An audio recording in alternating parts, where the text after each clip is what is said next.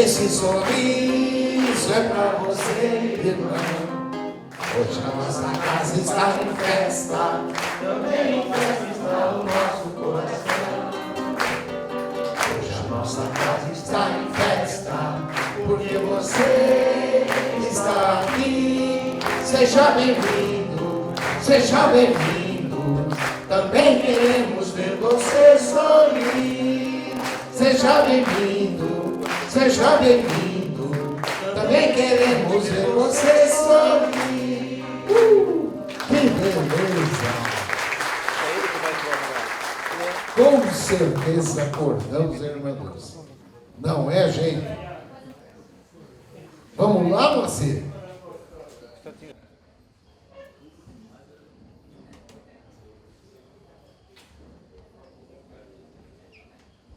Bom dia a todos. É sempre uma alegria muito grande poder estar aqui, numa casa espírita que pratica o espiritismo, que não põe barreiras, onde não são recebidos só espíritos muito nobres e de grande pedigree. Os pretos também não são bloqueados aqui, porque a abolição da escravatura já aconteceu há algum tempo. Logo, é possível que nós encontremos crianças, nós encontremos pretos velhos, que nós encontremos toda esta gama que compõe a pátria espiritual, muito mais rica e muito mais aberta do que as nossas convenções sociais, materiais e, às vezes, limitantes. Essas convenções que nós estabelecemos, quando queremos colocar limites àquilo que é ilimitado, à manifestação do sentimento, à manifestação espiritual, representam verdadeiras cordas que nós temos que cortar para realizar a nossa evolução. Nós, na verdade, fomos muito travados por dogmas de diversos tipos e terminamos por ter medo de expressar o nosso próprio sentimento positivo, de cantar, de se mostrar alegre, porque nós estamos aqui para penar, nós estamos aqui para pagar pecados, nós temos um karma muito pesado, nós somos muito ruins, e pensando assim ficamos cada vez piores, porque esse é o pensamento exatamente contrário ao pensamento da evolução, que nos mostra a potencialidade de crescer, a capacidade de evoluir e como nós atraímos a partir do nosso pensar e do nosso proceder. Hoje não é uma questão de religiosidade ou de doutrina, é uma questão científica, dita pela física quântica, que nós somos emissores e receptores de energia, mas só recebemos naquelas frequências em que somos capazes de vibrar. Nós somos como um equipamento de rádio que é capaz de vibrar em várias frequências. O equipamento de rádio que é capaz de vibrar em várias frequências tem condições de captar diferentes emissoras. Aquele monofrequente que capta uma estação só está absolutamente separado. Ninguém compraria um aparato de rádio que é capaz de captar uma única estação, por mais que gostasse da programação dessa emissora. Nós somos capazes de variar em múltiplas frequências, mas só recebemos naquela frequência em que estamos vibrando. Se estamos vibrando numa frequência baixa, nós recebemos baixa frequência. Frequência alta, nós recebemos alta frequência, porque isso é um processo elementar que se chama processo de sintonia. Aqui por essa sala, nesse momento, estão passando as ondas de centenas de emissoras de rádio e de televisão. Se nós tivermos um receptor de rádio, no momento em que sintonizarmos em uma determinada frequência, entrará a onda daquela emissora e não as outras. E por quê? Que tipo de milagre está acontecendo? Nenhum. Porque sintonizar significa vibrar na mesma frequência. Naquele momento, aquele aparato está captando exatamente a frequência de rádio emitida pela estação. Agora, eu não posso sintonizar numa frequência e querer captar na outra. Eu estou querendo milagre. Eu estou querendo alteração das leis naturais. Por isso, nós recebemos na frequência em que vibramos, de acordo com a nossa sintonia. E muitas vezes, ao invés de nos queixarmos da vida, dos acontecimentos, nós devemos verificar em que frequência estamos vibrando. Porque na frequência em que estivermos vibrando, nós estaremos recebendo. Sabem que até os vírus têm as suas frequências preferenciais? E uma das frequências que eles mais gostam, que mais lhes faz bem, porque eles também têm o seu aspecto energético, é a do vitimismo, é a do sentimento de culpa, é do quão infeliz sou eu que estou aqui nesse mundo só para sofrer, para resgatar o karma. As pessoas não sabem nem muito bem o que é isso, mas gostam de dizer. E fazem uma apologia do sofrimento, porque é mais fácil ficar se queixando do que se esforçar para ser feliz. E aí nós vamos captando somente esse tipo de frequência, somente esse tipo de vibração, porque nós estamos vibrando nesta faixa. Mas nós somos aparatos capazes de vibrar em diversas frequências. Nós é que fazemos a determinação da frequência em que queremos vibrar. Agora, a mudança, que teoricamente é fácil, exige esforço. Não aquilo que a gente chama sacrifício, pena, não, mas exige esforço, exige dedicação. Às vezes, até quando o problema é externo, nós temos dificuldade. Vocês não conhecem pessoas que são capazes de passar horas e horas sentadas na frente de um aparelho de televisão, queixando-se da péssima qualidade do programa? Mas estão sofrendo porque querem. Porque atualmente não precisa nem levantar e ir até o televisor para mudar a frequência, tem controle remoto. Baseado numa radiação que nós não enxergamos, baseado no infravermelho, aperta o botãozinho e muda, não, mas tem que ficar ali. Porque o assunto do dia seguinte tem que ser quão ruim era aquele programa. E nós temos então um paradoxo. Dezenas de pessoas se reunindo, falando mal de um determinado programa que vão assistir todo dia. E que vão assistir de novo. É uma espécie de busca pelo sofrimento. De busca pelo entristecimento. Ter o que criticar. Ter do que falar. Isso não tem nenhuma produção negativa, positiva para nós. É mais uma dessas cordas, um desses vícios que nós temos que cortar. E essa ideia do corta a corda, como título de um livro, foi dada pela minha mulher. Sabe que a mulher está sempre cobrando alguma coisa. Então, uma das cobranças é o livro do ano, ou o livro do semestre, não vai sair nada esse ano. Tive uma ideia para o teu novo livro. Essa ideia significa um comando. É aquele tipo de ideia que a gente não pode discutir. Pode até tentar dizer alguns não, mas termina no sim. E aí veio a ideia. É um título bom, corta a corda. Tá bom, então vamos lá. De modo que se os amigos acharem que o título é bom, devem dirigir a mim os elogios, porque aceitei a sugestão. Tive sensibilidade. Se acharem que é ruim, críticas a ela, que teve essa ideia e me induziu a aceitar. De qualquer modo, saiu o corta a corda, baseado numa história interessante que circulou na internet, e exatamente o que nós pretendemos tratar, que existem até cordas que são úteis por algum tempo, mas nós temos que saber o momento de cortá-las. E saiu na internet a história de um cidadão alpinista que resolveu se aventurar sozinho numa montanha gelada à noite. E a folhas tantas, na sua tentativa de subir a montanha, perdeu o equilíbrio e ficou suspenso apenas por uma corda, que o prendia ao morro. E ali, oscilando em movimento pendular, naturalmente, não lembrou a lei de Newton sobre o movimento do pêndulo. Aquilo não era momento de calcular período e frequência do pêndulo, embora existam fórmulas para isso. Ele estava pensando na sua situação, ali literalmente entre o céu e a terra. E naquele momento ele resolveu fazer um pedido ao Senhor. Dizem alguns que nos momentos de dificuldade todo mundo passa a acreditar em Deus. Não concordo muito com essa ideia. Eu acho que nos momentos de dificuldade todo mundo começa a querer que Deus exista, mesmo que não acredite. E que seja seu amiguinho, preferencialmente. Então naquele momento ele fez a sua estranha prece, o seu pedido e disse: Senhor, estou em dificuldade. Me ajuda, mesmo que eu não mereça. A gente sempre tem essa ideia de achar que não merece, mas não merece por quê? Não somos tão malzinhos assim, como diziam as religiões antigas e alguns espíritos ainda hoje. Não somos tão ruinzinhos assim. Então, Deus, me ajuda. E para sua surpresa, ouviu uma voz, vinda não se sabe de onde, da escuridão da noite, grave como deve ser a voz do Senhor, até pela sua provecta idade. E a voz dizia: se queres que te ajude, corta a corda. Aí ele pensou: Deus está de brincadeira. Há algum obsessor que está se manifestando aí como se fosse o senhor. E repetiu o pedido.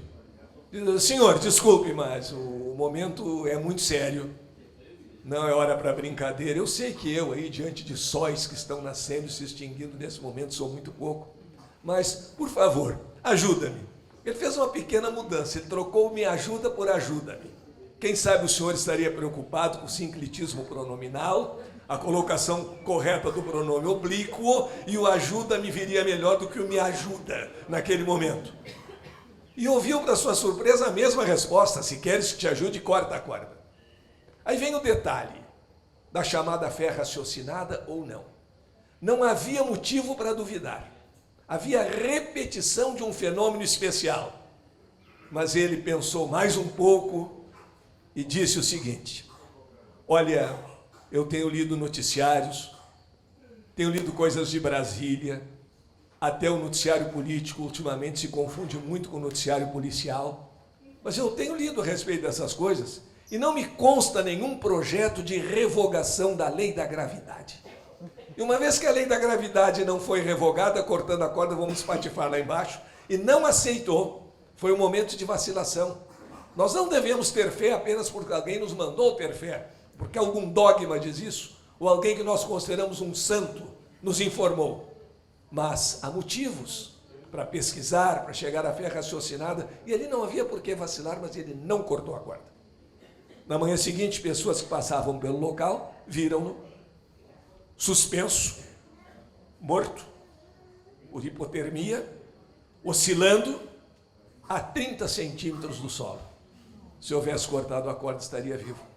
Então temos que entender que muitas cordas que nos ajudam por algum tempo, em algum momento deverão ser cortadas. E a primeira que nos perturba bastante, e a primeira e que nos incomoda muito está aqui: culpa e remorso. Cultivar ressentimentos, remorsos, achar que somos muito maus. Muitas filosofias e doutrinas antigas nos convenceram que nós somos seres cheios de culpa. Traduzindo, quem tem muita culpa tem muita dívida. Quem tem muita dívida não tem grande poder de barganha. Basta ficar devendo muito num banco e entrar lá para falar com o gerente, para ver que o nosso poder de negociação não é tão grande assim. Pois transformaram Deus num gerente cruel e tudo o que fazíamos era considerado um pecado. Então nós éramos culpados, inclusive, pelo fato de termos nascido. É proibido ser feliz. Estamos aqui para pagar pecados, mesmo que não sejam nossos, podem ser do casal original, mas nós estamos aqui por causa desses pecados. Santo Agostinho, antes de ser santo, e ter colaborado até em boa parte da codificação, já pensava e dizia que nós nascíamos com 2 pecados. Veja, não bastava 1. 2, é muita culpa. 2 pecados. Um de Adão e Eva, lá no paraíso, e outro dos nossos pais, porque fôramos concebidos no pecado. Uma maneira absolutamente estranha, canhestra, de entender algo que pode ser muito bem considerado como um ato de amor. Mas ele pensava assim naquela época, embora não agisse assim. Foi nomeado bispo de Hipona aos 39 anos de idade. E antes de ser nomeado bispo, gostava muito de festa, o que não tem nenhum mal. Hoje seria considerado um baladeiro. E é interessante que com 39 anos, ao ser nomeado bispo, ele já tinha uma filha, que segundo a história e a tradição, não fora concepção do Espírito Santo. Fora obra do próprio Agostinho pelo método tradicional. Mas ao ser nomeado bispo, ele fez um estranho pedido ao Senhor. Ele disse: Senhor, afasta de mim os desejos da carne, mas não tão cedo, porque ainda gosto muito dessas coisas. Então, quem sabe com os 95, 96 anos, começava a dar uma baixadinha na libido, mas até lá podia deixar assim que estava muito bom. E vivia com essas ideias de pecado, de culpas. Nós estamos aqui para sofrer, ao ponto de Tomás de Aquino ter dito que aos cristãos eram proibidas todas as alegrias terrenas, porque prazer maior não haverá do que ver desde o alto do céu, os impuros, os reis, os poderosos, queimando no fogo do inferno. Isso não é prazer, é sadismo. Isso não é humanismo, isso é crueldade. O cristão, o espírito em evolução não pode se contentar com isso. É melhor então se contentar com as pequenas alegrias do mundo, do que se contentar vendo o mal, a infelicidade eterna dos outros. Mas nós ficamos muito cheios de culpas. Isso é uma corda que temos que cortar definitivamente. É proibido ser feliz, é proibido ser alegre, é proibido estar com os amigos, é proibido tomar um vinhozinho. Nada disso é possível. Então tem que refrear tudo aqui. Os franceses têm um verbo muito interessante a respeito das emoções. Eles dizem que nós não podemos viver sem emoções. E se sabe que isso é verdade. E aí é um verbo muito interessante. Nem devemos sopitar as emoções, nem devemos deixar que elas tomem conta de nós. As emoções devem ser, eles têm um verbo, maîtriser, que seria assim, mestradas, adestradas, que nós devemos ser os mestres das nossas emoções. O mestre não impede a manifestação do discípulo, mas deve saber até que ponto o discípulo já tem condições de se manifestar. E cortando pura e simplesmente as nossas emoções, nós temos uma vida absolutamente anódina, sem esforço, sem progresso, mas pareceu durante muito tempo que tudo de que nós gostávamos era um pecado, gerava uma culpa. Então vem um jogo muito interessante, um jogo muito esperto, de nos tornar culpados para nos vender a salvação. E como nós éramos muito culpados, nós éramos muito devedores. E como éramos muito devedores, nós não tínhamos poder de barganha. Então vem aquela história. A ciência realiza o homem em suas conquistas na natureza. A filosofia pensa o homem. E a religião veio para salvar o homem. Salvar do quê? Aí nos enchiam de pecados, de culpas, nos colocavam no mar de tormentos e nós tínhamos que ser salvos. Claro que a salvação tinha seu preço, a submissão ao dogma. E tem ainda hoje aqueles que acham que determinados assuntos não podem ser discutidos, não podem ser questionados, que o mundo parou, que não existe evolução, que não existe mudança. Existe. E nós temos que nos adaptar a elas. Um dinossauro é muito mais forte do que uma barata. Mas os dinossauros foram extinguidos pela queda dos meteoritos e as baratinhas estão aí, porque têm capacidade de adaptação. O não ter capacidade de adaptação é a morte. Não significa aceitar tudo, o novo só porque é novidade, ser novidadeiro, não. Mas significa capacidade de adaptação, de absorver os novos conhecimentos. Então nos colocavam num mar de tormentos, nós estávamos ali nos afogando e nos jogavam uma tábua de salvação qualquer. Quem está muito mal, quem está em risco de afogamento, não olha a cor da tábua de salvação. Pode ser até palmeirense. Joga uma tábua de salvação com o distintivo do Corinthians e a figura do mosquiteiro e ele se agarra nela porque não quer morrer afogado. Era isso que faziam conosco. Somos muito maus, somos seres muito negativos e qualquer tábua de salvação serve. E qual era a tábua de salvação? A mais cara possível. Deixar de pensar. Submeter-se ao dogma. E muitos de nós guardamos ainda este ranço cultural de nos submetermos ao dogma, de entender que existem verdades que são indiscutíveis quando tudo pode ser discutido para o nosso progresso. E a culpa que carregamos muitas vezes também tem um perigoso aspecto de manifestação de onipotência, de pleno poder.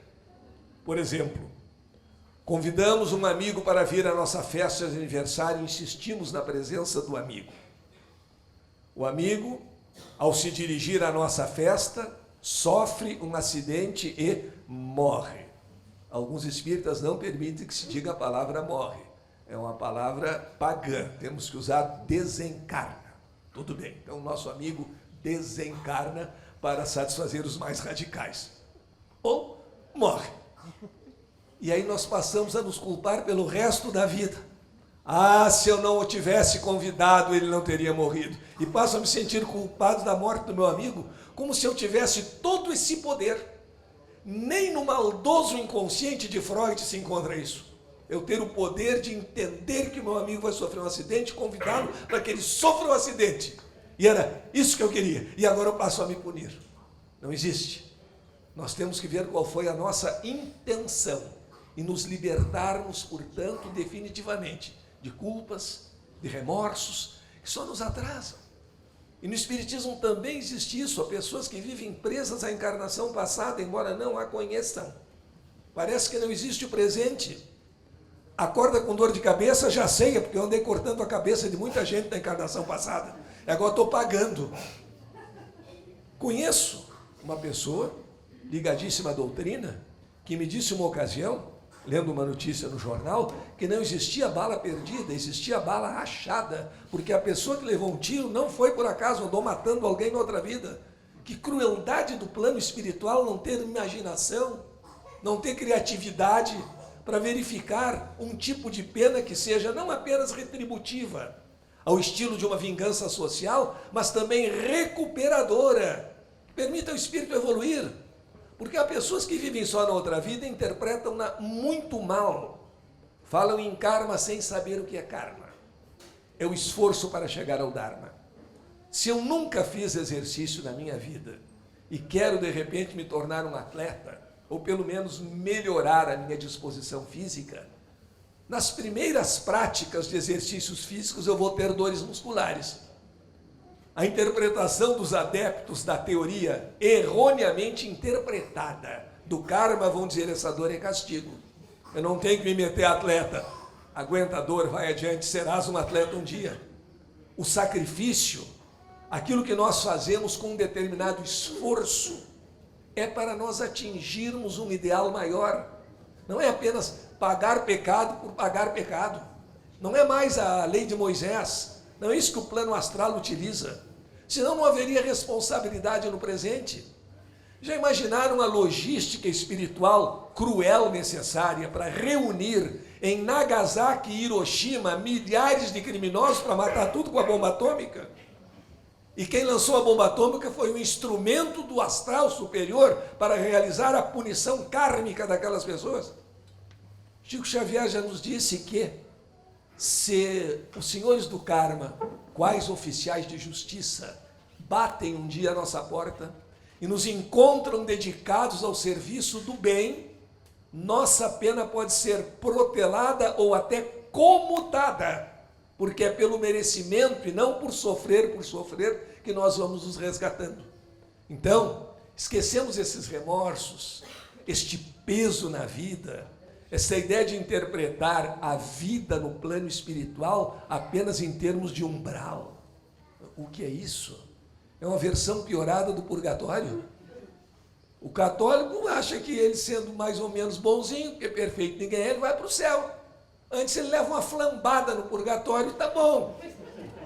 É menos cruel do que alguns aspectos do umbral, e é mais rápido, é uma solução mais salvadora, uma purificaçãozinha pelo fogo, uma flambada de leve. Não, é o fogo eterno, lá o tacho eterno, aí é diferente.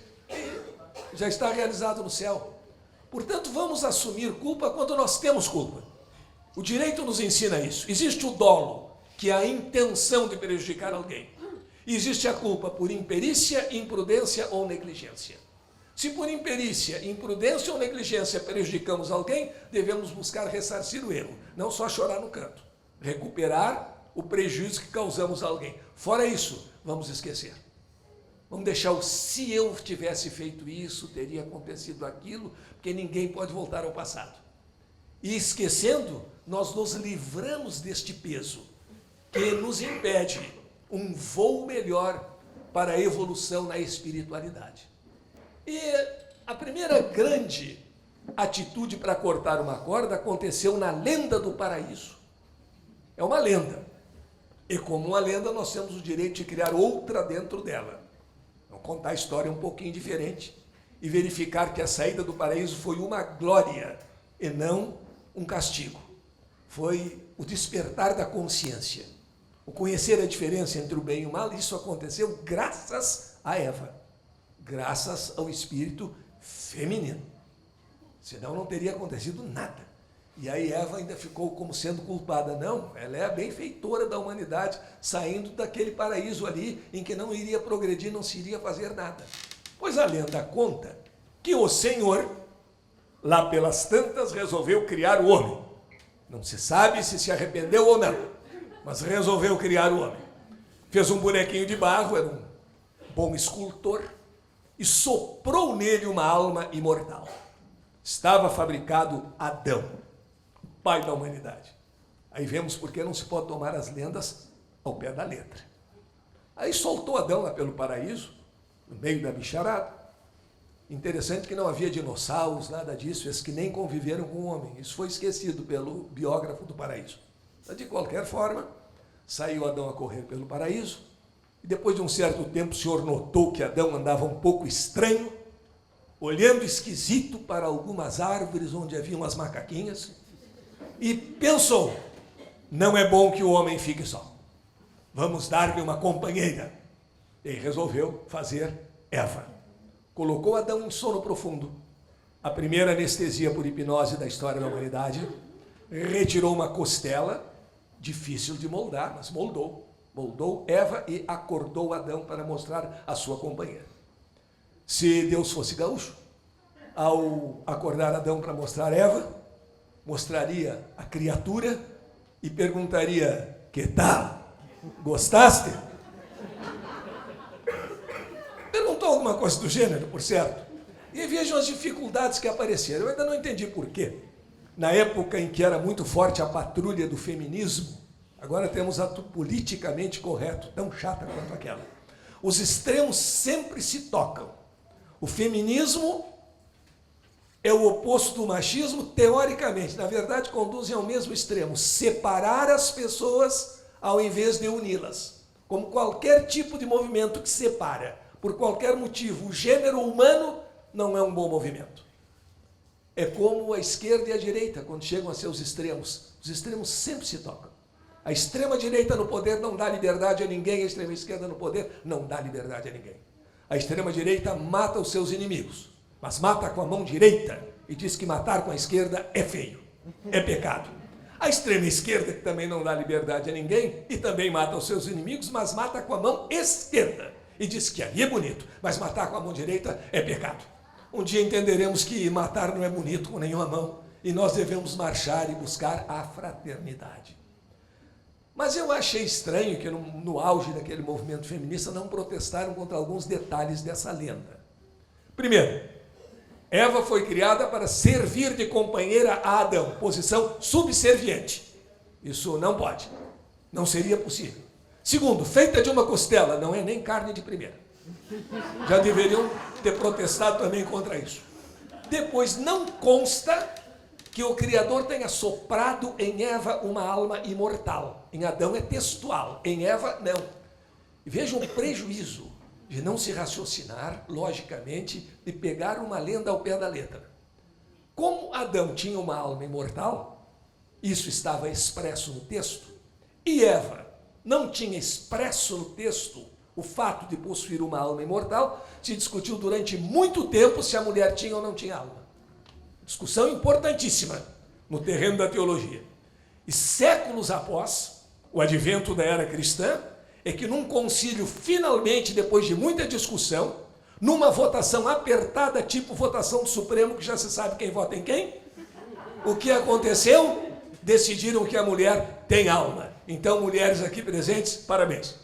Vocês têm alma, isso está reconhecido por um concílio, não tenho mais dúvidas sobre isso, só não sei se o efeito é retroativo.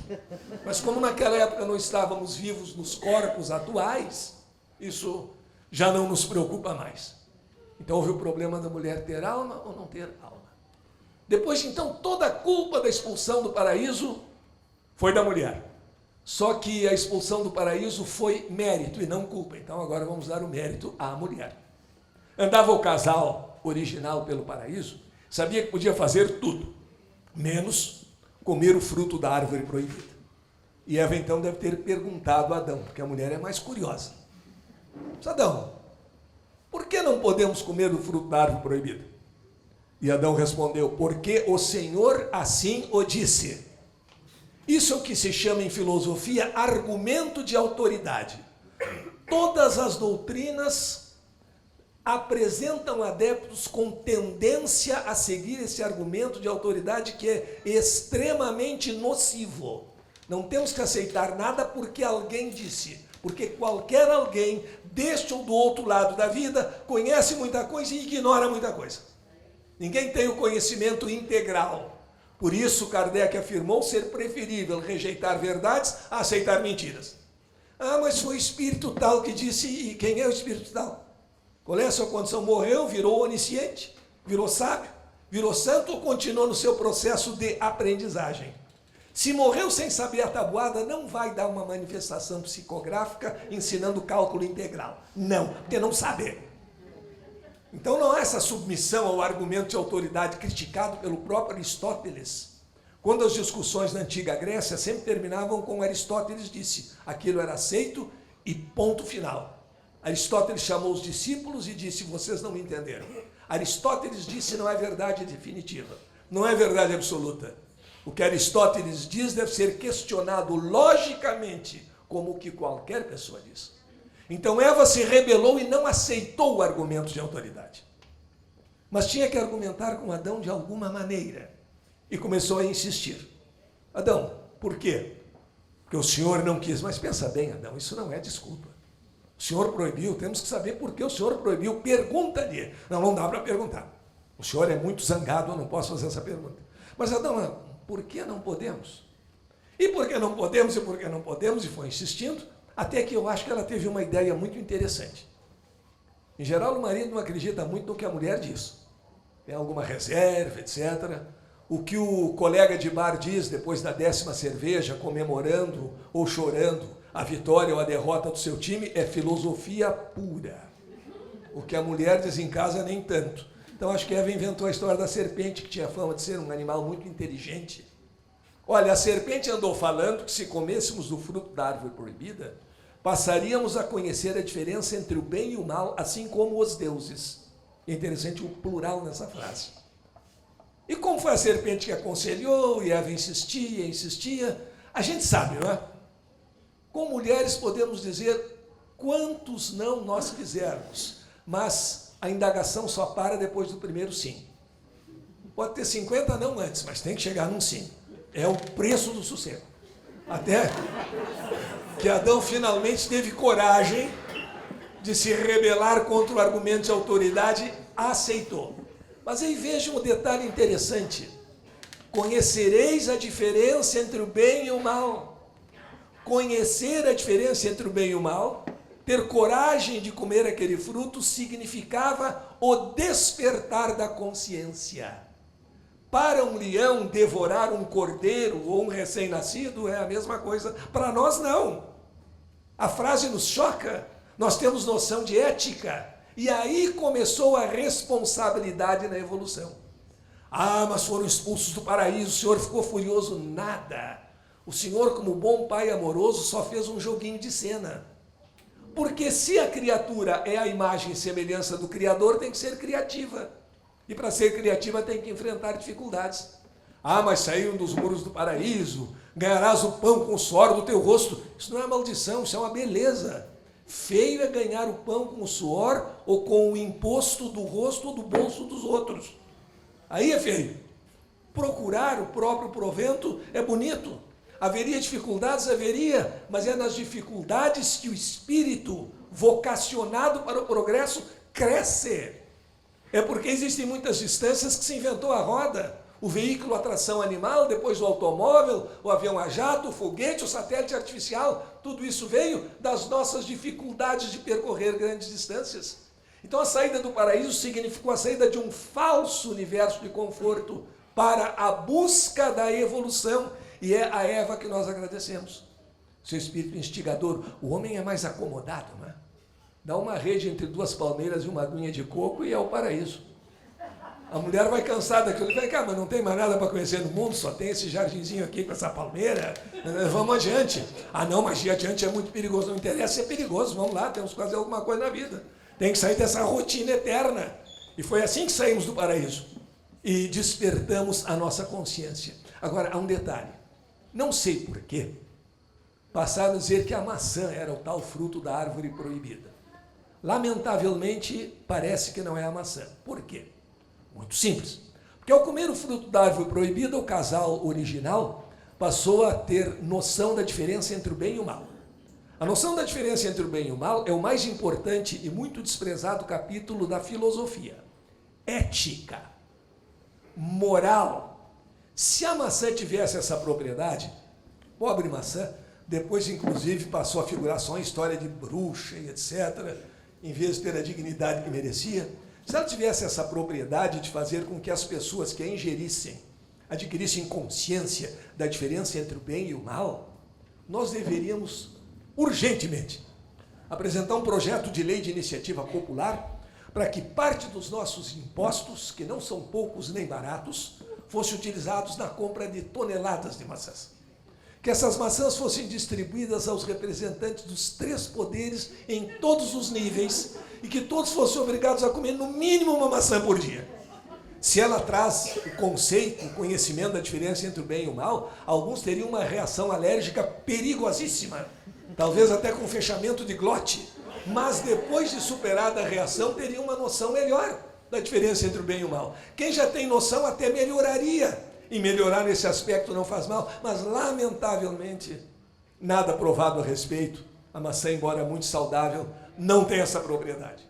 E tudo isso que nós conseguimos a partir de então, lá no paraíso, nós estaríamos até hoje olhando para as ovelhinhas e tal, nada de progresso humano, nada de conhecimento de física, de química, de biologia, progresso médico, nada.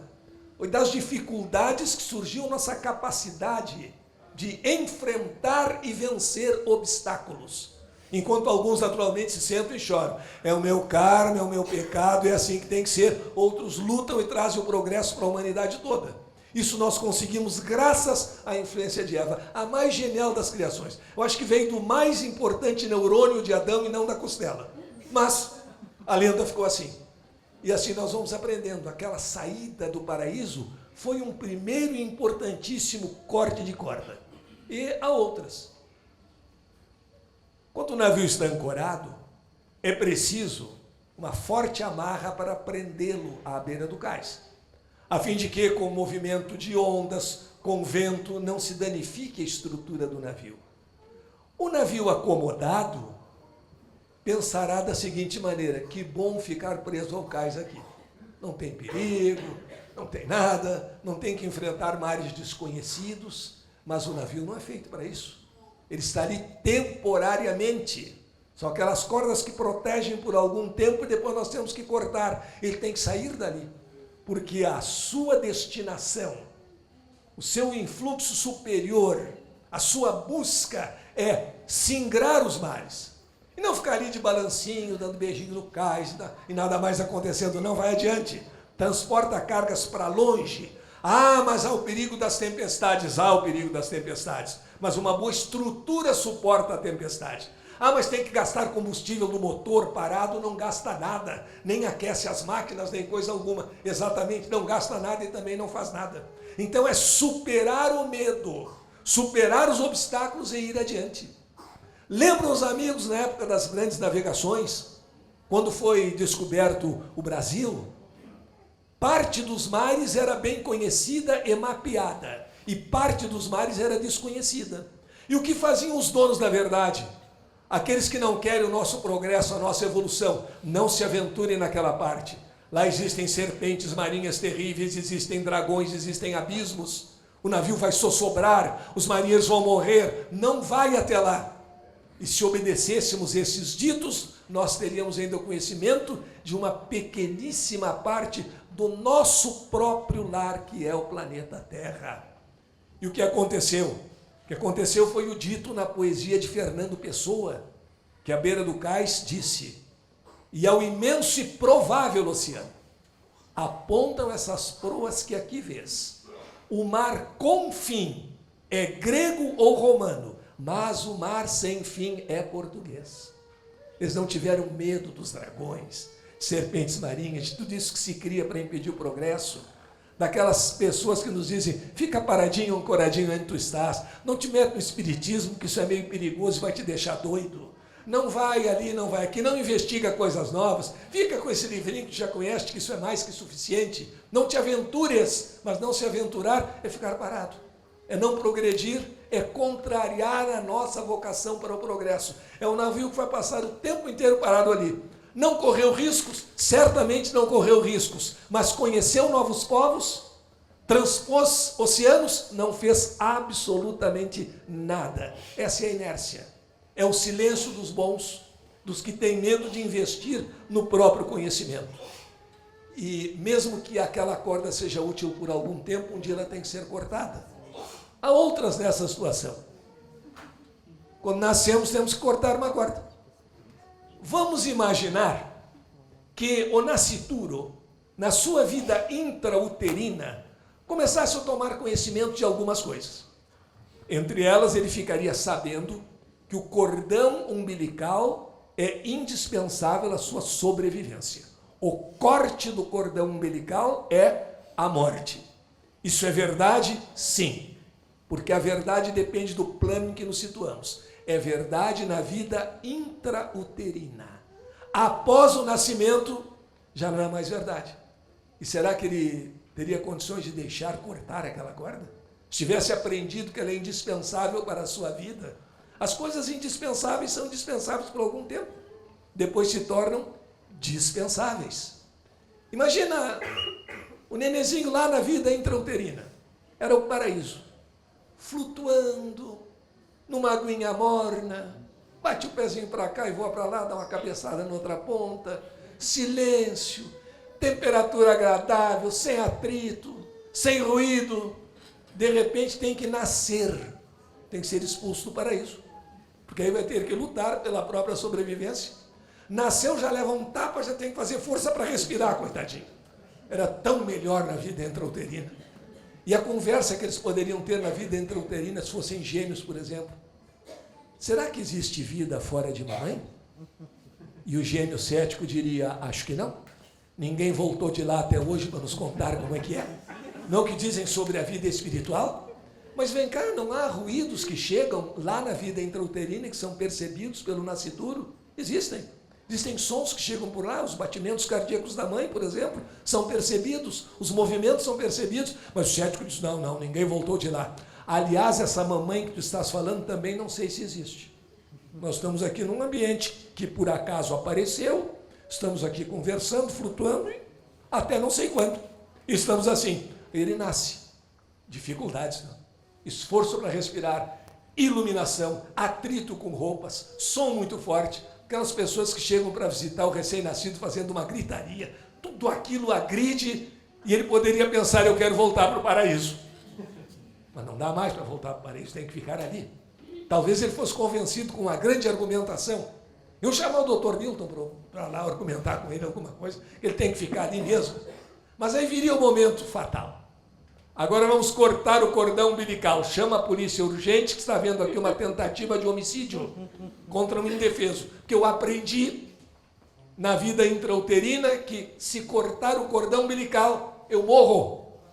Mas a verdade na vida intrauterina não é a verdade na vida extrauterina. Quando a partir do nascimento, separação do corpo da mãe do corpo do filho, aquela corda precisa ser cortada. Então temos que entender quais são os apoios, quais são as cordas que são úteis por algum tempo e quais são aquelas que depois de algum tempo terem sido úteis, nós precisamos ter a coragem de romper para seguirmos adiante. Aqui é uma figura interessante, uma lenda, que talvez tenha sido uma experiência, de um elefante, que quando um elefante bebê foi amarrado com um cabo de aço a um obstáculo muito forte, que ele naturalmente não tinha condições de romper. Ele foi crescendo e foram substituindo aquele cabo de aço por uma corda, ainda bastante grossa, depois uma corda mais fina, depois um barbantinho, qualquer um de nós arrebentaria com a mão. O elefante, por não acreditar nas suas possibilidades, por achar que tinha muita culpa, por achar que tinha sido muito malvado na encarnação passada e agora estava aqui só para sofrer, não tinha coragem de romper aquele barbantinho. Então estava amarrado assim, mas se sentia assim. Qual das duas situações é a realidade? Esta foi uma situação pré-existente, agora superada. Mas muitas pessoas estão assim, e não tendo coragem de fazer um simples movimento para romper aquele barbante, porque acham que vão se machucar, que é um pecado, que Deus vai ficar bravo, que se Deus me amarrou ali é para eu ficar amarrado ali, e Deus não amarra ninguém. Elas estão assim, mas se sentem assim. E como é a mente que comanda, elas vão se sentir presas, elas vão dizer que não podem progredir, elas vão dizer que há muito obsessor atrapalhando, elas vão dizer que tem um karma muito pesado, foram muito ruins da outra vida, e nessa vieram preguiçosas, ficou pior ainda, porque não tem coragem de romper os obstáculos e de ir adiante. Então há uma parábola muito interessante, criada por Nietzsche, filósofo alemão, que se intitulava O Anticristo. Interessante que nessa parábola, em que ele fala num profeta fictício e ateu chamado Zaratustra, em homenagem a Zoroastro, ele termina concordando com Jesus. Porque quando ele, através de Zaratustra, diz Deus morreu, temos que ver que Deus ele referia. Não era a inteligência suprema, era aquele Deus vingativo, punitivo, que proibia o homem de pensar, de evoluir, e não a ideia da inteligência suprema. Muito longe de ser um Deus de Spinoza, uma força subjacente, organizadora do aparente caos da natureza, em que Albert Einstein acreditava. Não aquele Deus personalizado, aquele Deus que dizia textualmente que vingava a culpa dos pais dos filhos até a 5ª geração e assim por diante. Mas nessa parábola ele termina coincidindo com a ideia de Jesus. E diz que o espírito humano tem que passar por 3 fases. Primeiro, ele há de ser um camelo. O camelo é uma besta de carga. O camelo, diz Zaratustra a seus discípulos, se põe de joelhos para que se coloque carga no seu dorso. Levanta-se penosamente e sai com aquela carga sem saber por que a transporta e para quem a transporta. E se pudesse o camelo falar aos seus deuses e heróis, ele diria: ó deuses, ó heróis, quanto peso eu posso suportar? Quanto eu posso sofrer? Conhecemos gente assim, né? Está na fase do camelo. Como eu sofro, como a minha vida é difícil, mas que bom que seja assim. Porque quanto mais eu sofrer, isso aqui, esse mundo aqui é para sofrer, não é para aprender nada. Esse pessoal que inventou o avião a jato e a televisão estava fora. Não é, aqui é só para o sofrimento. Quanto mais sofrer, melhor. Então, meus bons protetores, quanta carga eu posso suportar? Mais uma dorzinha, quem sabe? Psicológica ou física, que assim é que está bom. É a fase do camelo. Mas há um momento, de Zaratustra, em que o camelo tem que se transformar em leão. O leão não aceita aquela carga indevida no seu dorso. O leão protesta contra aquela carga, ele sacode, ele joga a carga no chão, ele sai com bravura à procura do direito de conquistar o seu próprio amor. E nesse momento da transformação, se antepõe à passagem do leão um enorme dragão, monstruoso, cheio de escamas douradas, e em cada escama está escrito: tu deves. Poderíamos dizer hoje, é teu karma. Tu deves. E o leão responde: eu quero. E o dragão diz: toda a moral e os costumes estão escritos em mim, e nada de novo tens a conquistar, tens apenas que te submeter. E ele diz: eu posso. Enfrenta o dragão, vence-o e vai à busca do seu destino, da construção da sua felicidade. Ninguém está aqui para sofrer sem saber por quê. Nós estamos aqui para aprender a amar e para sermos felizes, dentro dos limites da nossa possibilidade. Mas aí, para surpresa dos discípulos, diz Zaratustra, há que acontecer uma terceira transformação. O leão ainda deve se transformar em criança. E os discípulos perguntam: mas o que pode uma criança que o leão não pode? E ele diz: a criança é a doçura, a criança é o sorriso, a criança é a alegria, a criança é a vida pela frente. Mas essa criança conserva na sua memória que, se necessário for, para lutar pelos seus ideais, pode ter a bravura do leão. E se preciso for, com uma finalidade específica, carregar um peso, pode também carregar o peso, como nós carregamos o peso daquilo porque somos responsáveis, e não pelas culpas que querem colocar em nós. É uma imagem perfeita da reencarnação, das nossas fases na vida, de voltar a ser criança, que coincide com o dito de Jesus: se não vos tornardes como estes pequeninos, não entrareis na casa de meu Pai. Logo nós encontramos uma lição de vida em uma filosofia que se diz ateísta, mas que tem profundo conhecimento da realidade, da evolução do espírito humano. Podemos ter a força do camelo e a bravura do leão, mas temos que ter o sorriso, a meiguice, a doçura da criança, a capacidade de amar, e assim, regida pelo amor, a força do camelo e a bravura do leão serão utilizados para a nossa evolução espiritual. Então temos o problema: genética e pensamento. Nós, seres espirituais em evolução, somos geneticamente águias destinadas a voar, mas alguns pensam como galinhas e ficam ciscando e cacarejando num canto, muito bonitinho quando se é galinha mesmo, mas quando se é geneticamente águia, não. Então vamos imaginar o seguinte, que um bando de galinhas malvadas, representadas ali pela sua chefa, tenha sequestrado alguns filhotinhos de águia, mas dessas galinhas ressentidas, que invejam as águias e por invejar colocam nelas um monte de defeitos, que a águia é malvada, etc, etc, que a águia é pretensiosa. E o que as galinhas malvadas vão dizer para os filhotinhos de águia? Ser águia é muito feio. Deem graças a Deus que vocês nasceram galinhas. Tudo tem que dar graças a Deus. Mas as águias estão voando, isso também é feio, não tem nada que voar. Vocês têm que cumprir a missão de vocês. Vocês têm que resgatar. Vocês têm que pagar o karma de vocês. Ou seja, vocês têm que colocar os ovinhos ali no ninho. Jamais façam ninho à beira de penhascos, porque vocês não sabem e nem saberão voar. Vocês são incapazes de voar. Galinha não voa. Dá uns pulinhos assim, de alguma distância, mas não voa muito. Durmam no puleiro. Agradeçam a cerca do galinheiro, porque esse é o paraíso. E a cerca protege vocês das raposas, dos gambás. Agradeçam essa cerca. Agradeçam a corda que as prende. Agradeçam o limite. E agradeçam fundamentalmente a bolsa milho velho que o fazendeiro traz todo fim do dia para vocês. Vocês são incapazes de procurar o próprio sustento, a própria alimentação, o próprio progresso. Como crescerão essas águias? Atrofiadas. Geneticamente águias, psicologicamente galinhas. E como o comando é psicológico, terão perdido a grande oportunidade de serem águias. Ah, mas então é feio ser galinha? Não, quando se está naquele nível. Cada um tem a sua missão, o seu estágio evolutivo.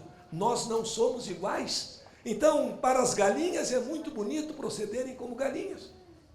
Botar seus ovinhos, ciscar no terreiro, que alegria. Mas para uma águia é muito pouco. E nós temos que nos convencer sobre o aspecto espiritual, se somos galinhas ou se somos águias.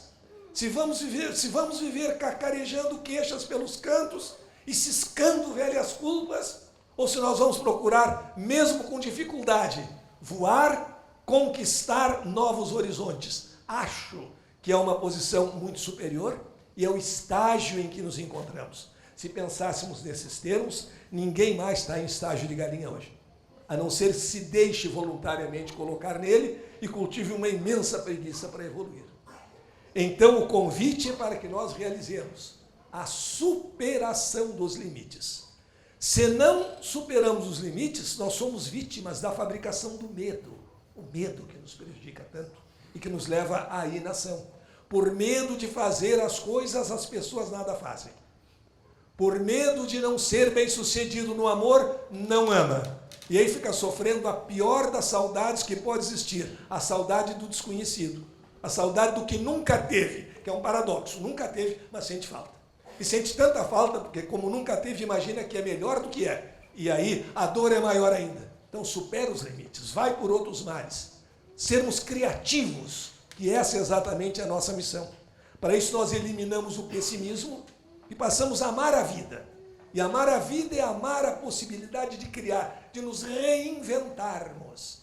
Se pensarmos nos nossos componentes celulares, cada dia nós somos uma nova pessoa, mas com o mesmo espírito, uma mesma ideia central. É a mudança de Heráclito, a mudança aparente sem haver uma mudança real. A grande discussão filosófica, Heráclito e Parmênides. Tomamos ou não tomamos banho 2 vezes no mesmo rio? No dia seguinte, as nossas células serão outras, a água que passa por ali é outra, mas a essência permanece. E é essa essência que evolui, eliminando o pessimismo e amando a vida, e verificando aquelas fases do espírito. Então, resta uma imagem, que é um verdadeiro convite para o que nós queremos fazer. Nós desejamos ficar num falso paraíso, num galinheiro onde a comida vem de graça, mas não se pode conquistar novos horizontes, ou nós preferimos ver panoramas desse tipo? A escolha é nossa. Ninguém nos obriga a nada.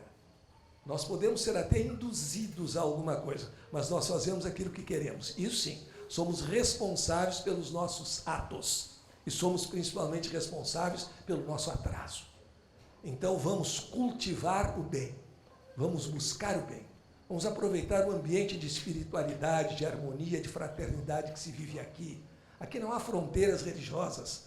Aqui falam pastores, aqui falam padres, porque todas as religiões devem ser bem-vindas, uma vez que todas elas pregam a evolução do espírito humano. Isso é fraternidade. Isso é espiritualidade. E não colocar barreiras numa situação em que eu me acho superior aos outros, em que eu não sou capaz de chegar à fraternidade e nem mesmo ao estágio intermediário que é a tolerância. Eu tolero os outros, e esse tolerar já pressupõe um orgulho. Eu tolero aquele infeliz, eu tolero aquele inferior que não tem a minha capacidade, que não tem o meu conhecimento, mas eu tolero.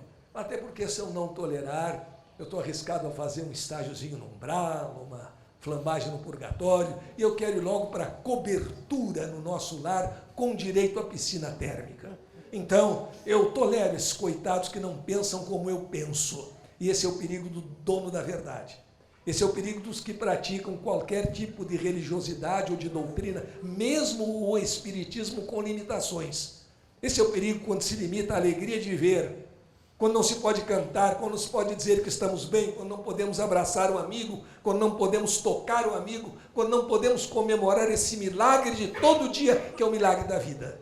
Então a doutrina espírita bem vivenciada, a doutrina espírita que vivemos aqui, é uma doutrina de alegria, de felicidade, de comunicação com o mundo espiritual, não para contarmos trevas e dores, porque isso aparece ao natural, e sim para verificarmos a possibilidade de evoluir, através do amor, sendo cada um de nós, como na imagem de Pedro, uma pedra no templo imenso da fraternidade universal, onde todos são bem-vindos, onde o amor é o toque dominante, onde a harmonia existe entre todos e a fraternidade é a grande prática de cada momento.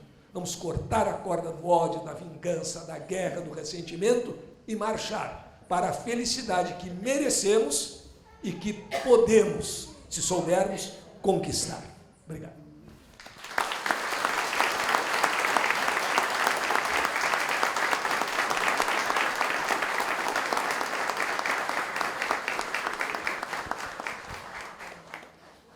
Pois é, né? Quem sabe, sabe. Faz ao vivo, né?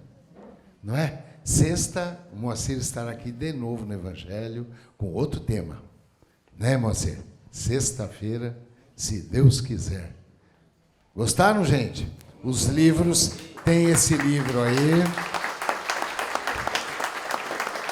O Corta-Corda, e tem mais alguns livros descendo a escada do lado direito. O Moacir daqui a pouquinho vai estar lá autografando, tá? O autógrafo é de graça, viu? Não precisa pagar, só o livro. Certo? Então vamos agora fechar os nossos olhos e agradecer a Mestre Jesus. Agradecer a Ele pelo aprendizado, pela oportunidade de estarmos reunidos mais uma vez em seu nome. E assim, como é prática de nossa casa, vamos começar agradecendo a Moisés. A Moisés pelas tábuas da lei, pela Torá, pelos 10 mandamentos. Vamos agradecer a todos os filósofos da antiguidade. A Sócrates, a Platão, a Aristóteles, a Hipócrates, pai da medicina. Vamos agradecer a Siddhartha Gautama, o Buda, em especial ao Buda da compaixão e ao Buda da medicina. Vamos agradecer a Maomé, a profeta Muhammad, pelas 114 suratas do livro do amor do Islã, o Alcorão Sagrado. Mas queremos agradecer do fundo dos nossos corações a Santa Igreja Católica, que fez chegar até nós, 2000 anos depois, os ensinamentos de Mestre Jesus. E assim reverenciamos ao grande Francisco de Assis, Santo Agostinho, a Dom Bosco, o primeiro a trabalhar a interreligiosidade. Queremos agradecer a São João Paulo II e a elas, as divas do amor ao próximo, Madre Teresa de Calcutá, e a ela, razão desta casa existir, Evangelho vivo da Bahia, irmãzinha querida, irmã Dulce. Queremos agradecer por esta doutrina que tanto nos conforta e que nos ensina que fora da caridade não há salvação. Gratidão ao professor Rivail, conhecido como Allan Kardec. Queremos agradecer ao maior dos brasileiros, certamente, lá de Pedro Leopoldo, de Uberaba, das Minas Gerais, o nosso querido Chico Xavier, o Chico das Mães Enlutadas. E por fim, já recebendo da pátria espiritual esta cascata de luz que cai sobre nós, que cobre a nossa casa, agradecemos a quem nos manda, lá da pátria espiritual, ao grande médico dos médicos, médico de almas, Lucas, o Lucano, que de acordo com alguns autores, reencarnou no Ceará, Brasil, pátria do Evangelho, como o doutor Adolfo Bezerra de Menezes Cavalcante. E a ele e a sua grandiosa equipe, que nós confiamos os trabalhos de cura, de autocura desta manhã. E assim esta cascata de luz que cai sobre nós tem todas as cores, todas as frequências específicas para cada um. Vai aos poucos sendo absorvida pelo chakra coronário no alto de nossas cabeças, limpando a nossa tela mental contra todos os maus pensamentos. Luz que reequilibra o frontal, higieniza o laríngeo, nos humaniza no cardíaco, que equilibra o gástrico esplênico e que completa de energia de cura, de ectoplasma, o básico o genésico, e que acende de uma só vez todos os pequenos chakras de nosso corpo espiritual. Agora sim, somos luzes. Nós somos luzes, o mestre diz. Vamos sentindo esta energia de cura, de autocura, caminhando por artérias, veias, linfáticos, nutrindo as 100 trilhões de células de nosso corpo físico, uma a uma, em especial as células do órgão doente, que me trouxe a Obreiros nesta manhã. Receptores de membrana celular trabalhando, organelas citoplasmáticas numa grande orquestra, mitocôndrias produzindo e armazenando energia de cura, de autocura. O mestre disse: vós podeis fazer tudo o que eu faço e muito mais. É o núcleo celular se dividindo de uma forma fisiológica, harmônica, evitando a possibilidade de crescimento de nódulos, cistos, tumores, de câncer, de metástases. Nós podemos nos curar. Força, coragem, fé. E assim, neste momento mágico de transformação, do equilíbrio dos corpos sutis, da cura do corpo físico, vamos juntos Agradecer ao Mestre Jesus, através do hino de amor que ele nos ensinou e que certamente um dia irá unir todos os países, todos os povos, todos os credos, todas as raças, toda a humanidade num só coro de Pai nosso que estais nos céus. Santificado seja o vosso nome. Venha a nós o vosso reino. Seja feita a vossa vontade, assim na terra como no céu. O pão nosso de cada dia nos dai hoje. Perdoai as nossas ofensas, assim como nós perdoamos a quem nos ofende. Não nos deixeis cair em tentação, mas livrai-nos do mal.